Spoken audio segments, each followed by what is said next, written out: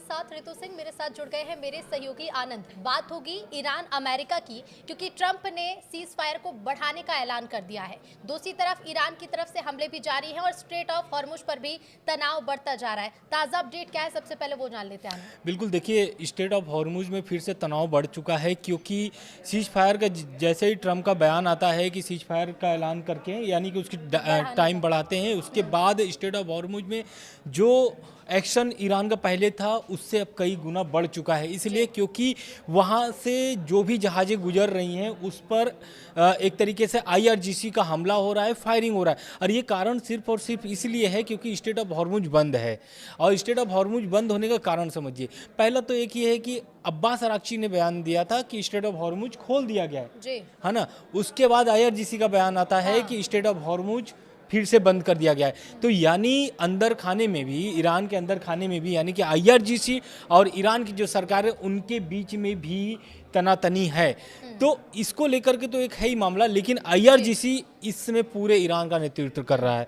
इससे ये जाहिर समझ में आ रहा है, क्योंकि वहाँ पर अब्बास अराक्ची का भी बात मानी नहीं जा रही है। और यही कारण है कि आज जो हमला हुआ है वो ये हुआ है कि ओमान के नज़दीक एक कंटेनर जहाज पर हमले की खबर सामने आई है। और ये खबर ब्रिटेन की समुद्री एजेंसी ने उसके मुताबिक अगर हम बात करें तो आईआरजीसी ने गनबोट पर पहुंची, आईआरजीसी ने एक घंटों वहाँ पर एक फायरिंग हुई है। और अगर हम इस घटना को पूरी तरीके से बताएं तो यूके मैरीटाइम ट्रेड ऑपरेशन ने बताया कि ओमान के पास एक जहाज से जुड़ी एक घटना सामने आई है, यानी रिपोर्ट मिली है। इस घटना में ओमान के उत्तरी पूर्व में करीब 15 समुद्री मील की दूर पर हुई है। एजेंसी के मुताबिक कंटेनर जहाज के एक कप्तान ने बताया कि इस्लामिक यानी कि जो आईआरजीसी है उसकी जो जहाज है उसके पास से गुजर रही थी, और यही समय था जब आईआरजीसी ने उस कंटेनर पर हमला कर दिया। तो आप समझिए कि कोई भी जहाज गुजरने नहीं दिया जा रहा आईआरजीसी की तरफ से। साथ ही साथ जो टोल वाली बात थी तो उसको लेकर के नाकेबंदी की बात कही जा रही थी कि अब जो ईरान ने दो टूक कह दिया कि ब्लॉकेड हटाओ, उसके बाद ही किसी तरह का समझौता और बातचीत शुरू। बिल्कुल। और ये ब्लॉकेड क्या है? जो यूएस की नाकेबंदी है उसको ही लेकर के है। और ये जो बैठक नहीं हुई, बैठक होने वाली थी, ये बैठक कैंसिल हो चुकी है। इस बैठक को पूरी तरह रद्द माना जाए? अभी टाइम नहीं, रद्द नहीं माना जाएगा, क्योंकि इसका हो सकता है कि शेड्यूल बढ़ा दिया गया है, टाइमिंग बढ़ा दी गई है। फिलहाल के लिए आज जो बैठक, कल जो बैठक होने वाली थी उसको लेकर के ये था कि आज बैठक होगी। आज भी ये बैठक कैंसिल नजर आ रही है, यानी कि अब बैठक कब होगी ये ईरान तय करेगा। अब अमेरिका तय नहीं करेगा, अब ये ईरान तय करेगा कि इस्लामाबाद में बैठक कब करनी है। और इसको लेकर के मैंने कल भी एक वीडियो बनाया था हम लोगों ने साथ में कि ये जो बैठक होगी, इस बैठक का पूरा पहला एक यही मांग है ईरान का कि पहले आप जो नाकेबंदी है उसे हटाइए। लेकिन कल एक बड़ा दावा भी ईरान ने किया था कि नाकेबंदी को तोड़ दिया है ईरान ने, उस पर भी जो नाकेबंदी अमेरिका ने की थी उस पर भी हमला कर दिया है। तो क्या अब वो दावे फिलहाल झूठे माने जाएं या फिर किसी तरह का असमंजस इन दावों को लेकर? नहीं, झूठे इसलिए नहीं माने जाए क्योंकि उस पर ट्रंप का एक पोस्ट भी था। ट्रंप ने कहा कि ईरान ने सीज फायर का उल्लंघन किया है।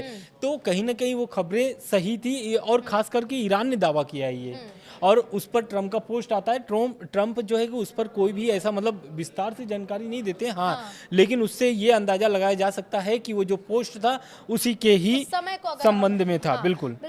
ईरान ने ये भी कहा है कि अगर राजनीतिक समाधान की कोशिश होगी तो इसके लिए ईरान तैयार है, लेकिन अगर जंग थोपी जाएगी तो जवाब बखूबी दिया जाएगा। ईरान साफ तौर पर कह रहा है। बिल्कुल, आप सही करिए, क्योंकि देखिए ईरान पहले से भी यही तैयारी इसकी यही थी कि जब भी अगर अमेरिका कोई भी अगर हमला करता है तो उसका मुंह तोड़ जवाब दिया जाएगा। आप देखे होंगे कि बीते दिनों जो युद्ध चली थी, जो बमबारी हुई थी, उसमें ईरान ही लगातार जो है कि खाड़ी देशों को भी लपेटे में लिया हुआ था। जितने भी खाड़ी देश से ऊपर भी हमले किए थे। तो अब इसका ये मतलब निकलता है कि जो अब ये अगर अमेरिका की तरफ से कोई भी अगर एक गलती की जाती है तो उसका पूरा भुगतान मिडिल ईस्ट को यानी कि खाड़ी देशों को तो करना ही पड़ेगा, साथ में इजराइल को भी। इजराइल पर लगातार हमले किए जा रहे थे ईरान की तरफ से। बिल्कुल। और क्योंकि ट्रंप के जितने भी बयान अब तक सामने आए हैं, ये बयान काफी महत्व रखते हैं। अब ट्रंप ये कह रहे हैं कि ईरान खुद नहीं चाहता कि स्ट्रेट ऑफ हॉर्मुज बंद रहे, ईरान चाहता है वो खुला रहे, क्योंकि अगर वो बंद रहता है तो ऐसे में ईरान को आर्थिक नुकसान झेलना पड़ेगा। बिल्कुल, क्योंकि देखिए वो खबर को हम अगर जोड़ा जाए तो जो अभी कार्गो विमान उनके जब्त किए गए हैं उसके संबंध में बात बात, क्योंकि उसी संबंध में ट्रंप ने एक पोस्ट किया था, उसमें ये बताया था कि $500 मिलियन का नुकसान प्रतिदिन ईरान को हो रहे हैं। तो उसको लेकर के ये अंदाजा लगा रहे हैं ट्रंप, ये जो दावा कर रहे हैं इसी से अंदाजा लगा रहे हैं कि ईरान खुद चाहता है कि स्ट्रेट ऑफ हॉर्मुज खुल जाए। तो क्या स्ट्रेट ऑफ हॉर्मुज खुलने के लिए ये जो ट्रंप का दावा है या ये सही है या गलत है? क्यों? क्योंकि अभी तक वहां से कोई भी जहाज गुजर नहीं रहे हैं स्ट्रेट ऑफ हॉर्मुज से, किसी भी देश का। हाँ, तो खास करके अमेरिका जो सहयोगी देश है और अमेरिका का जो जहाज है वो तो कतई वहां से गुजरने नहीं दिया जा रहा है। बिल्कुल। जेडी वेंस के जो दौरे को लेकर बात कही जा रही थी, उसका क्या अपडेट है आनंद? उसके बारे में भी बताइएगा। क्या ये दौरा टल गया है? फिलहाल कुछ दिन के लिए माना जाए कि किसी भी तरह की बैठक नहीं होगी और अभी फिलहाल कोई समझौता नहीं होगा। बिल्कुल, देखिए ये जो बैठक होने वाली थी इस्लामाबाद में, इसमें उपराष्ट्रपति जेडी वेंस का जो पाकिस्तान दौरा था फिलहाल के लिए टल गया है, क्योंकि ईरान ने अमेरिकी जो प्रस्ताव था उस पर कोई भी जवाब नहीं दिया था। यानी कि ईरान जो प्रतिनिधिमंडल थी इस्लामाबाद पहुंचने वाले थे, लेकिन वो नहीं पहुंचते हैं।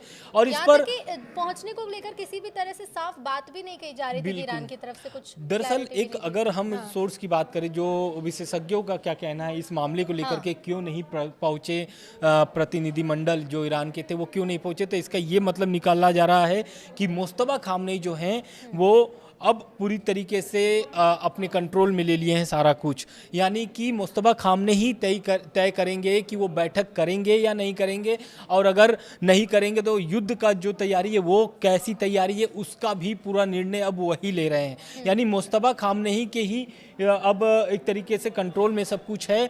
और यही कारण था कि जो ईरान के जो प्रतिनिधिमंडल थे जो इस्लामाबाद पहुंचने वाले थे, ऐसा लग रहा था कि जो है कि ईरान जो है ये बैठक करने के लिए, जो दूसरे दौर की बैठक है वो आएगा। लेकिन मुस्तफा खामनेई के जब से एक्टिव हुए हैं और जब उनके सब कंट्रोल में चला गया है, तो अब यही खबर निकल रही है कि मुस्तफा खामनेई तय करेंगे कि बैठक होगी कि नहीं होगी। खास करके स्ट्रेट ऑफ हॉर्मुज में जिस तरीके से तनाव बढ़े हैं उसको लेकर के काफ़ी चिंतित हैं। और मुस्तफा खामनेई का कहना है कि हम ईरान की जनता की हित को देखते हुए हर एक फैसला लेंगे। बिल्कुल, क्योंकि स्थिति बिगड़ती जा रही है आनंद। लेकिन एक बैठक और है जो काफी महत्वपूर्ण है, जो लंदन में होने जा रही है। 30 देशों की जिस बैठक के बारे में हम चर्चा करने वाले हैं कि ब्रिटेन और फ्रांस भी अब इसके लिए कड़े कदम उठाने वाले हैं। अपील कर सकते हैं कि अब ये स्थिति को संभाला जाए और स्ट्रेट ऑफ हॉर्मुज में जो तनाव बना हो उसे खत्म किया जाए। क्योंकि देखिए स्ट्रेट ऑफ हॉर्मुज बंद हुए काफी दिन हो गए हैं और इससे सभी देशों को नुकसान सहना पड़ रहा है। खास करके देखिए एलपीजी, पेट्रोल, सारी चीज़ों पर एक तरीके से बढ़ते जा रहे हैं। क्रूड ऑयल का भी आप अगर प्राइस देखेंगे तो वो अभी हाइक पर है। तो उसको लेकर के ये जो 30 देश हैं ये जो बैठक कर रहे हैं, खास करके स्ट्रेट ऑफ हॉर्मुज को लेकर के।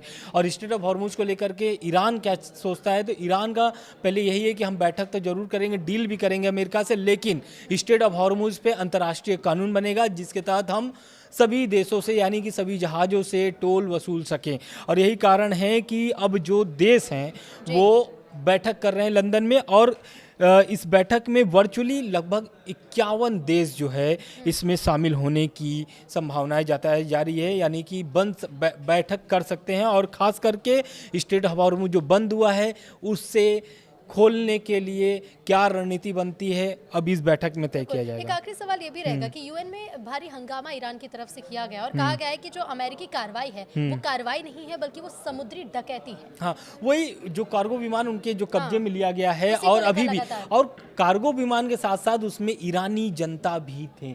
यानी ईरान के लोग भी उनके कब्जे में, यानी उनके पकड़ में हैं। उनके एक तरीके से ईरान की जनता के साथ क्या हुआ है अभी तक कोई अपडेट नहीं है। और यही कारण है कि यूएन में एक तरीके से ईरान ने हंगामा मचाया है, खास करके आरोप लगाया है जो कि ये डकैत वाली जो आप बात कही है उस पर, और जो $500 मिलियन का जो नुकसान का दावा कर रहे थे ट्रंप, उसको लेकर के भी एक तरीके से कड़ी निंदा ईरान ने किया है। अब देखना यही होगा क्योंकि दोनों देश अपने अपने दावे कर रहे हैं, एक दूसरे पर आरोप भी लगा रहे हैं, और साख की लड़ाई जिसे हम कहते हैं ना। और यूएन में एक शर्त भी रखा है, मांग भी रखा है ईरान ने कि जो जहाज उनके कब्जे में है उसे तुरंत छोड़ दिया जाए, और जो चालक दल है उन्हें भी तुरंत रिहा किया जाए। बिल्कुल, जब देखना होगा कि इन मांगों पर क्या विचार किया जाएगा। फिलहाल इस्लामाबाद की बैठक को लेकर तो कोई अपडेट सामने नहीं आया, लेकिन लंदन में होने वाली बैठक में क्या फैसला लिया जाएगा इस पर सबकी नजरें होंगी। बहुत शुक्रिया आनंद आपका जुड़ने के लिए। नमस्कार।